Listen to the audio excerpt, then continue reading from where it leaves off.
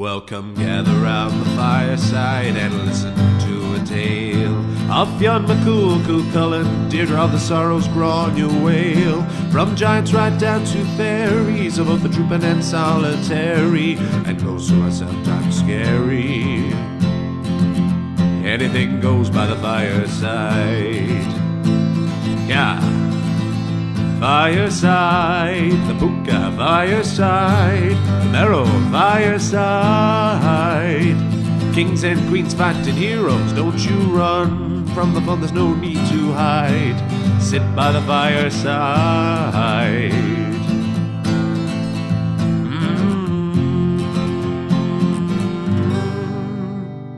Fireside.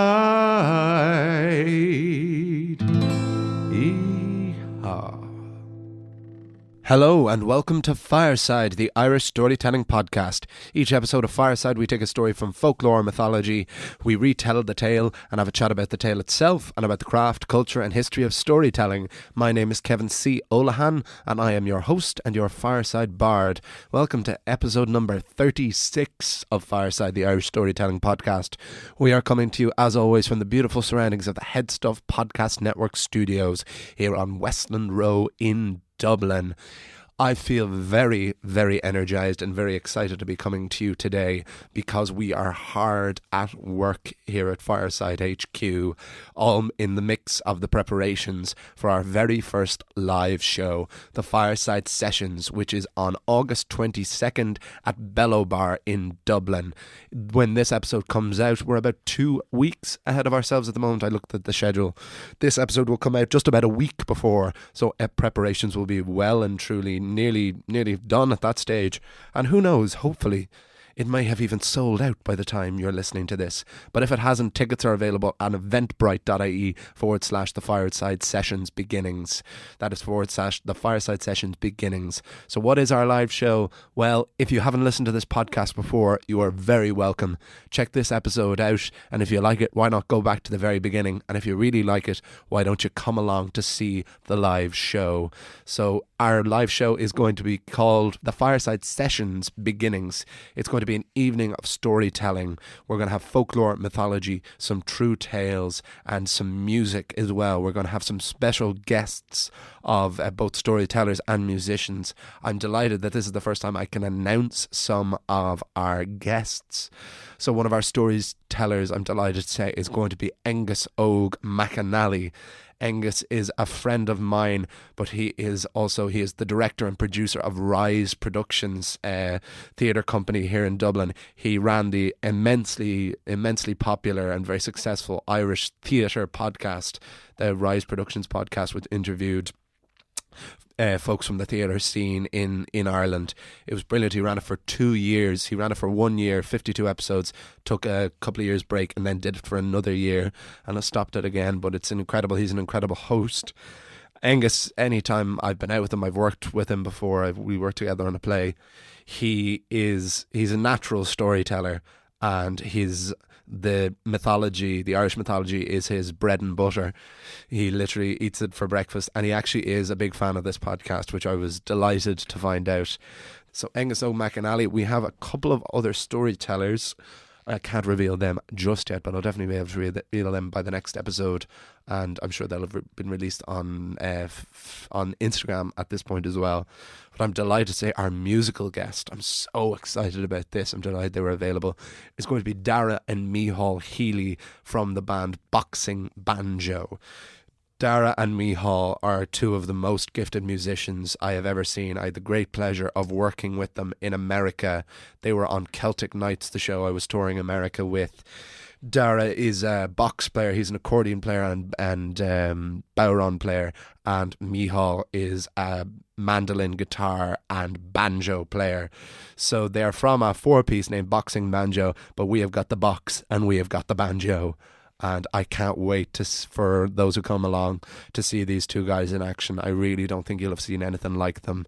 They They truly are just some of the most gifted traditional Irish musicians I've ever seen. Musicians full stop. Musicianship, I've never seen quite like it. And on top of that all, they're two of my very, very dear pals. And they're from Castlebar in Mayo, so they're all the way over on the west coast. So I very rarely get to see them. I've only seen Micheál once since we got back from America, and I haven't seen Dara at all. So aside the fact that I'm very excited to have them as guests, I'm really looking forward to seeing them as well and the night itself. So yes, Dara and Micheál Healy will be absolutely dazzling our audiences with the banjo and with the box and the bodhrán and whatever they want, really. I can't wait to see what they do. But so those are two of the main guests that we're going to have in our evening of folklore, mythology, true tales and tunes. How the night will work is we'll have guests getting up in the first half, but we're going to culminate in a retelling of the mythological cycle of Irish mythology. We're going to condense it down. Basically what the first, 15 episodes, every other episode of this podcast was about, the first cycle of Irish mythology. I want to really condense it down into a through line. That is the challenge of the night. But that is enough about the Fireside Sessions. But once again, that is the Fireside Sessions beginnings at Bellow Bar, Dublin, August 22nd. And you can get tickets at eventbrite.ie. Please do come along. If you can't make it along, the other ways you can support this podcast is, as always, to leave a rating, to subscribe on iTunes, wherever you get your podcast. Leave a rating, leave a comment. These do make a difference. These do make a difference as we try and climb through the podcast charts and to make this a podcast of significance that will last. There is no comment, there is no rating that is not going towards that. And if you really want to support it, you can so, of course, at the patreon.com/fireside podcast. Any amount at all that you can donate to that, if at all, would be greatly appreciated. But the Fireside Sessions, our live show, is our main focus at the moment. So please do come along to that if you are around Dublin. But enough plugging. But what is our story today on episode 36? It is the story of Cormac MacAirt.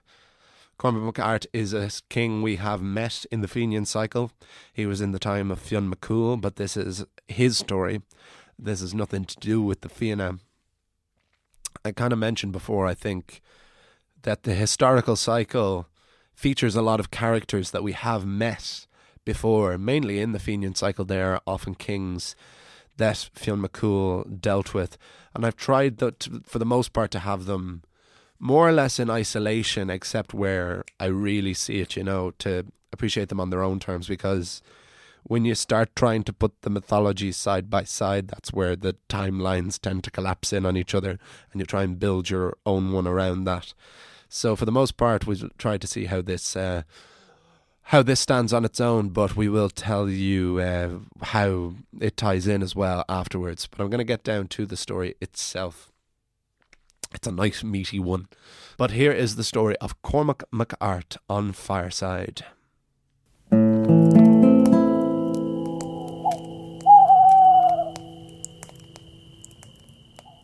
Cormac MacAirt. Cormac MacAirt was thought to be the greatest king Éire had ever known. This is of course a bold statement, especially for a collection of tales known as the King Cycle. We have heard so many stories of so many great kings. What is it that makes Cormac stand above them all? To find that out, we have to, as always, go right back to the beginning. Cormac's father was Airt. Airt was the son of Conn. Conn had been a great druid, and he instilled in his son Airt a burning passion and desire to become king. Airt had a good claim to the throne, but so did another. The contender's name was Louis MacConn.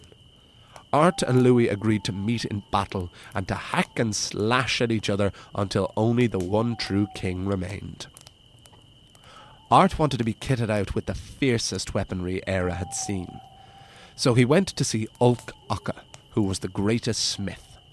Ulc Ocha was not only wise in the ways of weaponry and metalwork, but his years and experience meant his ear was frequently sought for counsel. When Airt arrived at Ulc Ocha's house, the old smith berated his request. "Both you and Louis MacConn have strong claims to the throne, but there are many other ways to decide who should be king. I have spent my life crafting instruments of death. I don't have to make another today." But the young and impetuous Airt would not listen to the counsel of the wise old man. He demanded blood and a weapon to achieve it. Realizing there was no convincing the bloodthirsty youth, Ulk Aka asked Airt how many children he had. When Airt told him he had none, Ulk Aka went to his daughter, Acton. "My child, I have always wanted the best for you. A handsome contender to the throne has just entered my workshop. He is almost sure to die tomorrow, but if you lie with him tonight and bear him a son, your child will be of royal blood and may be king one day. You would live in safety for all of your days." "But father, what if he doesn't die?" "Then you will have a king for a husband and for a son. I can't protect you forever, but this is something I can do for you." "Father, it seems like I am the one who would have to do something here." "Acton, I am a smith. A respected smith, no doubt, but still just a smith. Any day you could be taken away from me like livestock. I am not going to force you into anything while I can. It is a choice I offer you today." Acton had inherited her father's wisdom at a much younger age than he had developed it. She met with Airt and found she was indeed attracted to him. She agreed to the proposition. So Ulk Aka said to Airt, "Since you are so intent on dying, I will make you a weapon. It will take one night. In the meantime, why don't you lie with my daughter so that she may bear you a child, and if you should die tomorrow, your name will live on."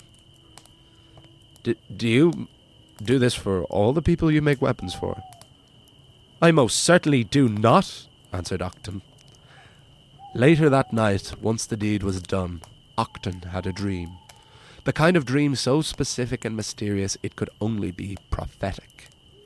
She woke up Airt beside her and told him, "I dreamt your head was cut off, and from your neck grew the roots of a tree which spread across the land. When the tree had reached its tallest height, a wave came and tore it down." Airt looked grave. "Your dream means that tomorrow I will die in battle. But the roots mean you will carry me a son who will grow up to be king. He will not die in battle himself. The wave means he will die by choking on a fishbone." "Choking on a fishbone?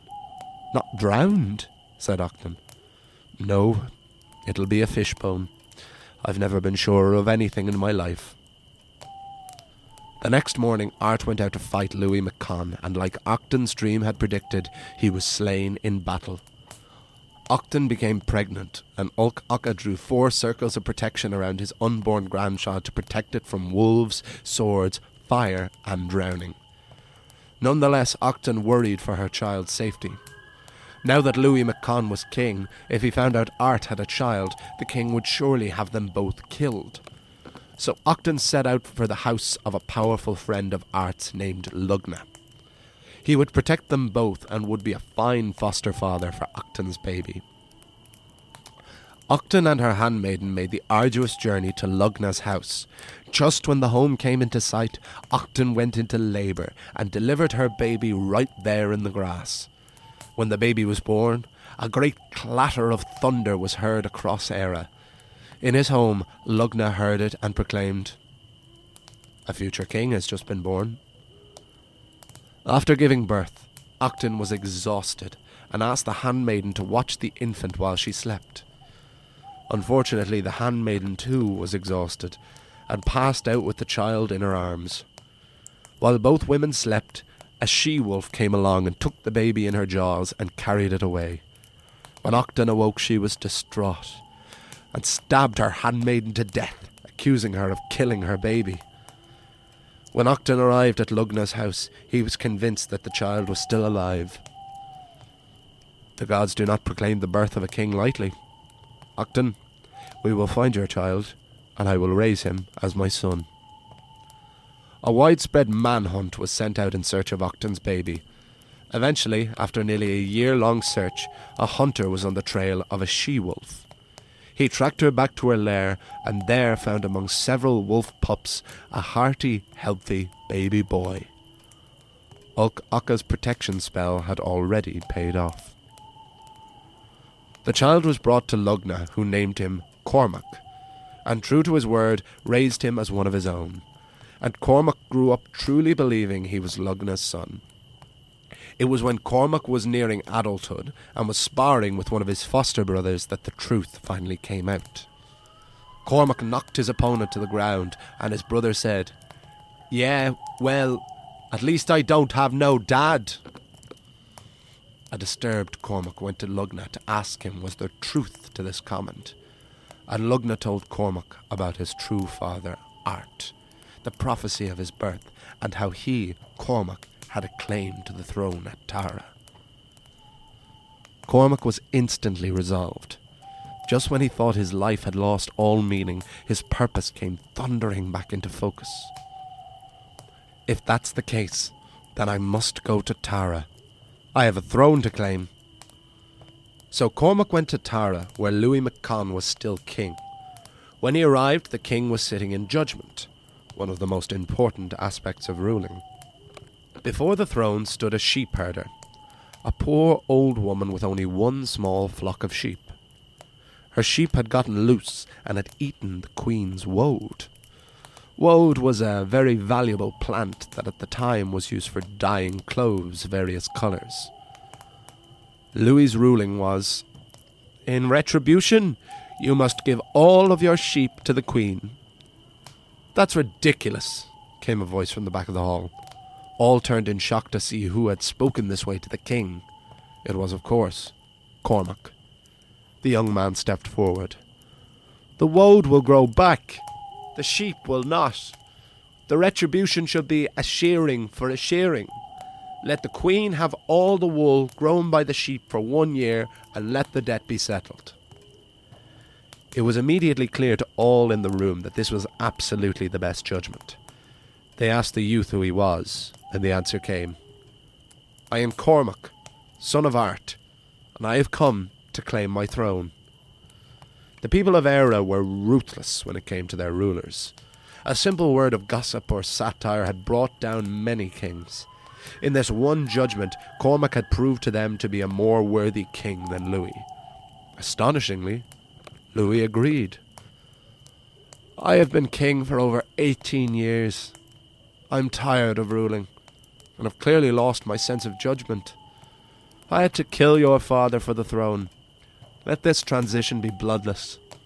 All hail, Cormac MacAirt, High King of Tara." And with that simple and peaceful transition, Cormac took the throne his father had sought before him, and the second part of his mother's prophecy had come true. And so began one of the most prosperous reigns in the history of the land. But Cormac's story doesn't end there. A few short years into his reign, Cormac was out walking, and he came across a woman at work in a field. She worked with the strength of 10 men, and yet had the grace and beauty as if she hadn't worked a day in her life. He approached and found the girl's name was Etna. She was toiling the fields for her foster father, Buacha.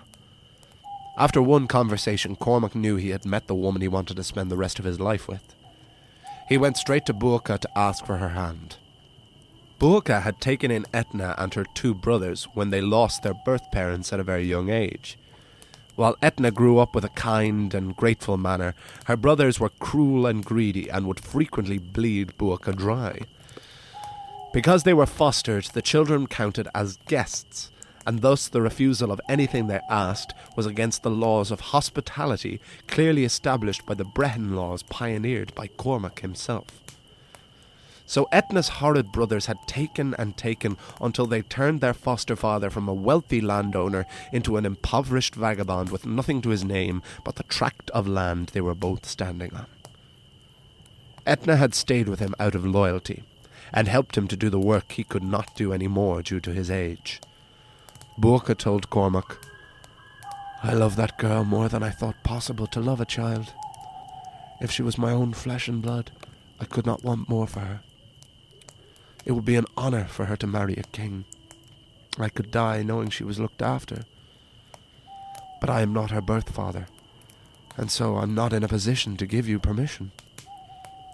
Disappointed but not disheartened, Cormac went to Etna's window that night.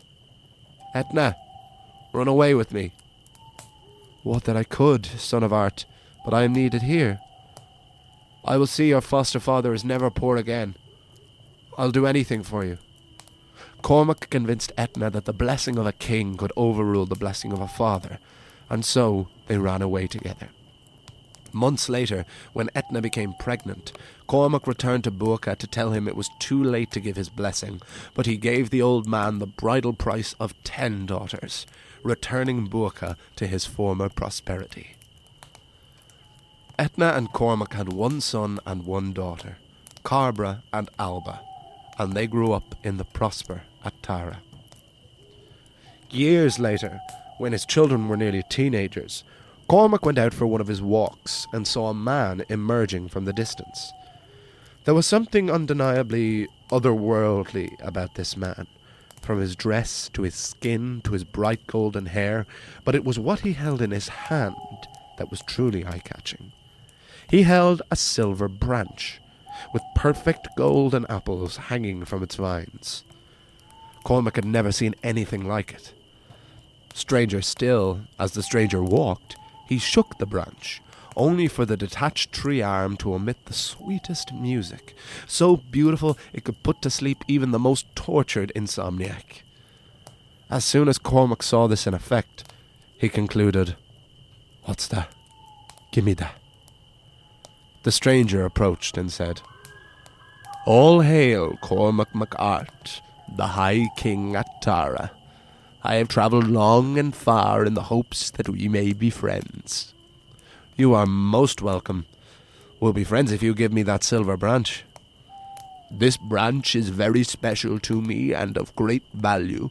To equal its worth, you would need to grant me 3 things in return." "Whatever you want," and Cormac hastily shook the man's free hand without hearing the terms. "So be it. The first thing I desire is your daughter, Alba." Cormac was shocked, but there was no use in protesting. He had already made the deal. His beloved daughter was spirited away by the stranger, who told the king he would return in time to claim his other 2 prizes. Cormac received the branch, and the kingdom wept for the loss of its princess. So the king shook the silver branch and lulled the entire kingdom into a deep slumber so that they may forget Alba. A year later, the stranger returned, this time to claim Cormac's son Carbra. Again, there was nothing that could be said and nothing that could be done except for Cormac and Etna to grieve for their lost children. Once again, Cormac shook that branch so that they all might be spared the pain. It was only when the stranger came for the 3rd and final time and carried away Cormac's wife Etna that the king decided he did not want to forget anymore. Deal or no deal, he would pursue the stranger and get his family back.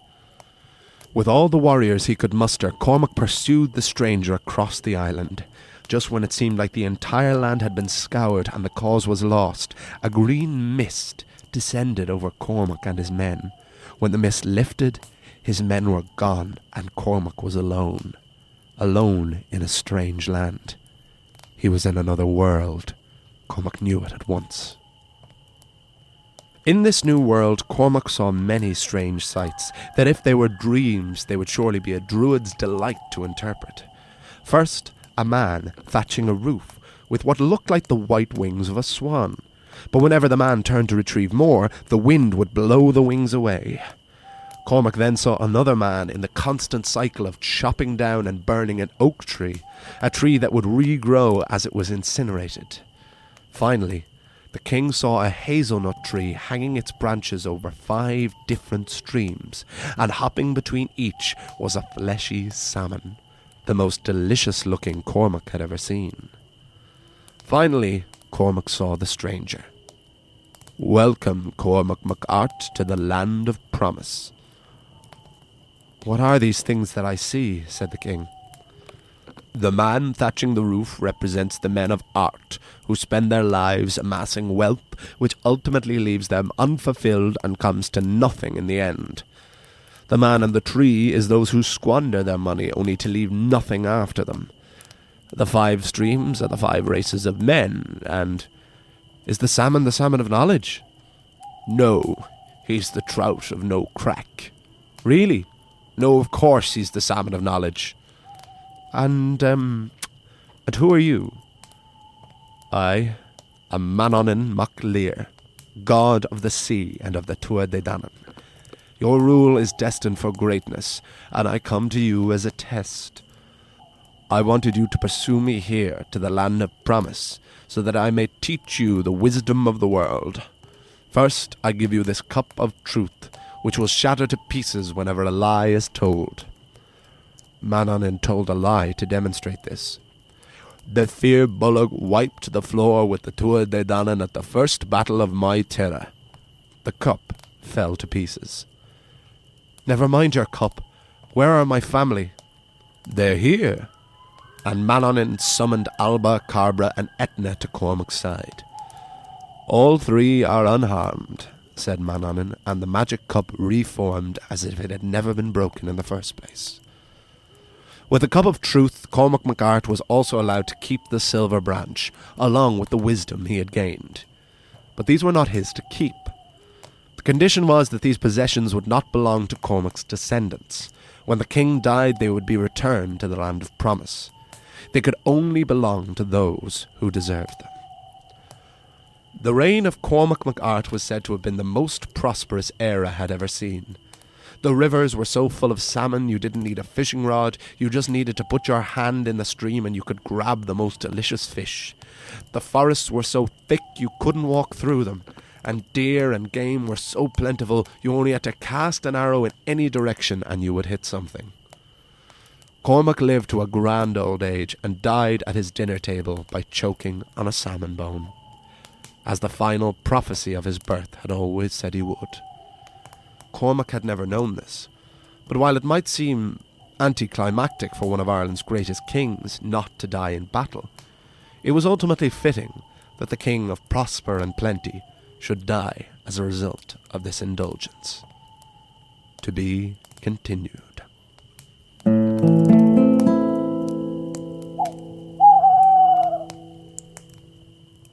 And there we have it, the story of Cormac Mac Airt on Fireside, and I will take a little drink of water.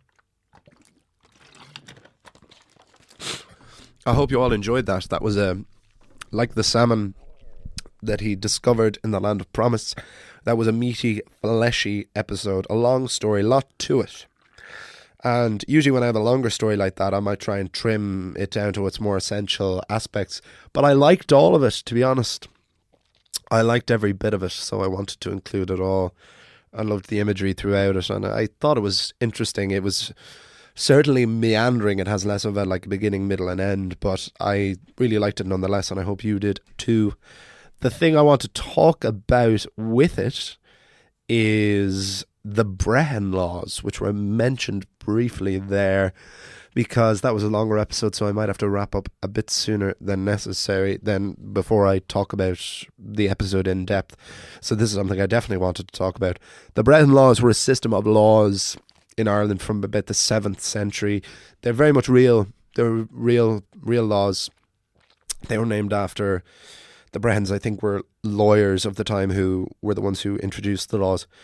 But according to legend, according to mythology, Cormac Mac Airt is supposed to have been the king who pioneered these, who enforced these for the first time.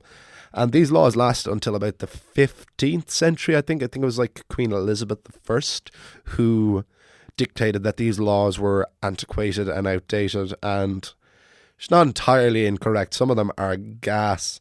But I wanted to read some of them for you here because I really feel that you can get a lot from Irish mythology and folklore by having a look at what the laws that were enforced and believed in at the time dictated.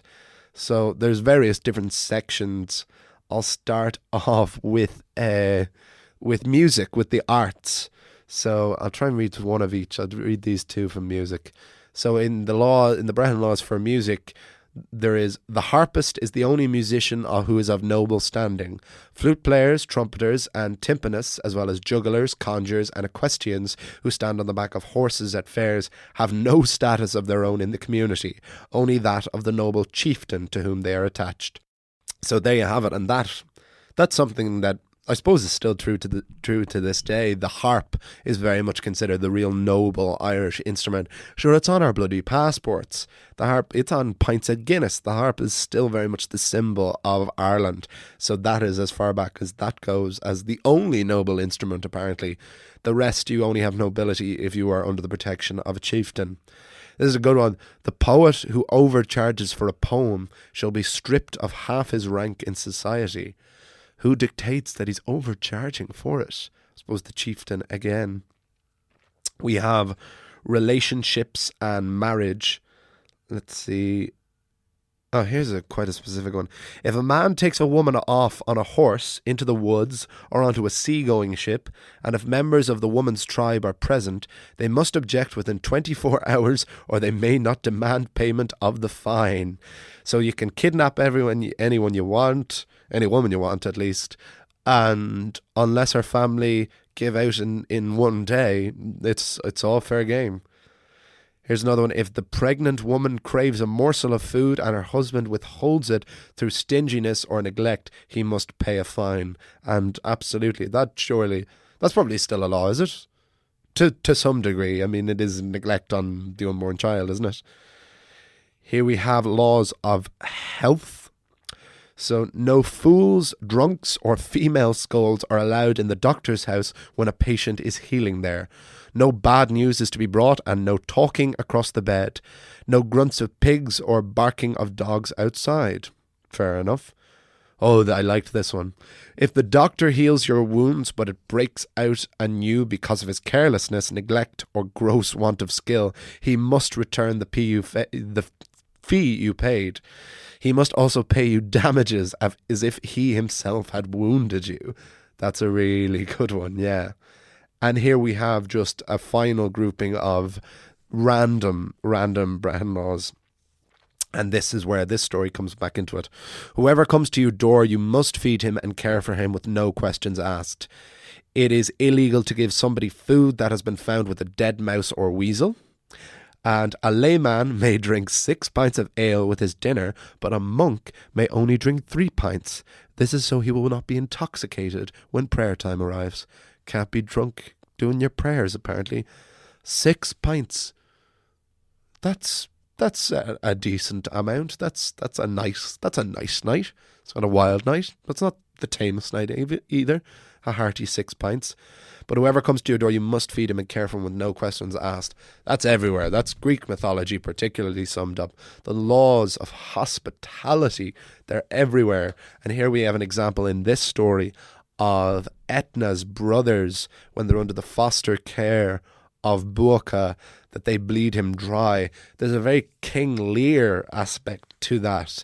King Lear, who had 3 daughters, the elder 2 of which Goneril and Regan, I forget how that's pronounced, that they bleed him dry, that they ask him, he asks his daughters to say how much they love him, and they say, oh yeah, I love you so much, and he gives them all the lands, and they end up bleeding him dry. Yeah, so there's an aspect of that in here that really reflects on the Brehon laws. But these were very much real laws, and Cormaic Airt, part of his legend, is supposed that he enforced those, so I could not mention them and read some of them, because some of them were so, they were so fantastic. Some of them are incredibly ahead of their time, and bizarrely, in the 15th century, they were considered quite outdated. Some of them are ridiculous, of course, but to be fair, I think they could have been anything, and the English at that time would have still enforced English rule on the poor old Irish who were under their dominion at the time, and would be for a good bit after that.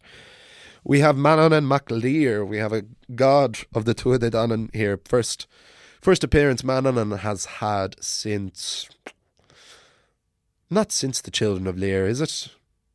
Yeah, I think it is, because it's only really been Children of Lear and the Sons of Tyrone, when his boat is used by the Sons of Tyrone to go off on their adventures.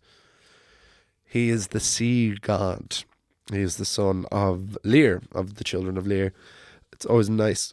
It's a funny one. I suppose this is true in all mythologies. It seems that there's no particular rhyme of reason, like which god comes for which purpose.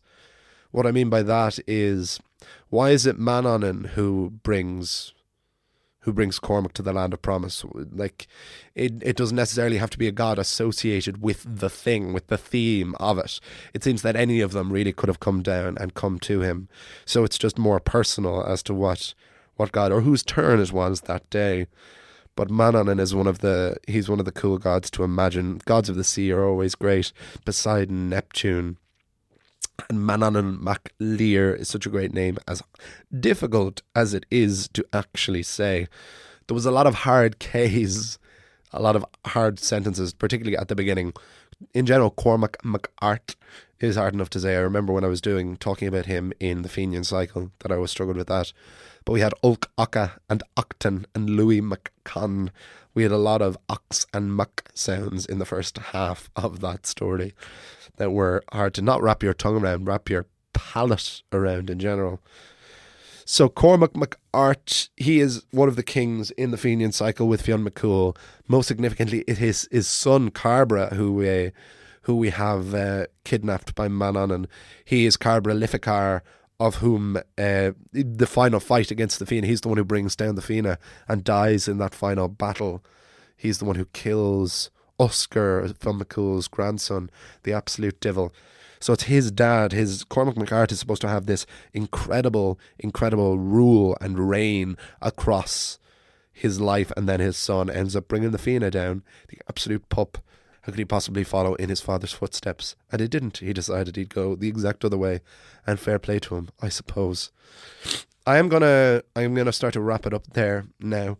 But an epic tale that I hope you enjoyed of Cormac mac Airt. I would like to dedicate this episode to my own Cormac Flood, who I don't know if he still listens to this podcast, but he certainly did in the early days. He's one of my very dear friends from going back in the day. I've known him since I was in college. He's a great lad, and I couldn't not but picture him when I was telling the story of Cormac mac Airt. So this one's for you, Floody. This flood's for you. But thank you so much to you listeners, new and old. I hope more new, and I'm delighted with every old returning. Hope that you're still enjoying it and still keeping with it all. Once again, if you enjoy the podcast, follow me on Instagram at FiresideBard. In case you've been listening to this podcast before, yes, I've changed my Instagram name to make it a little bit more accessible and to try and broaden our reach as much. Same page though, so if you follow me already, you still follow me. But at FiresideBard, all one word. You come see our live show, the Fireside Sessions beginnings at Bellow Bar, Thursday, August 22nd, 8 p.m. at Bellow Bar. Tickets available at eventbrite.ie. Please subscribe, leave ratings and comments on iTunes, Spotify, wherever you get your podcasts and wherever you can. It does all make a difference. Thank you, as always, to Jamie, my producer, to Paddy and Alan, the folks here at Head Stuff, for continuing to let me do this. I will see you all next time, and you will hear me all next time round the fireside. Goodbye. This podcast is part of the Head Stuff Podcast Network.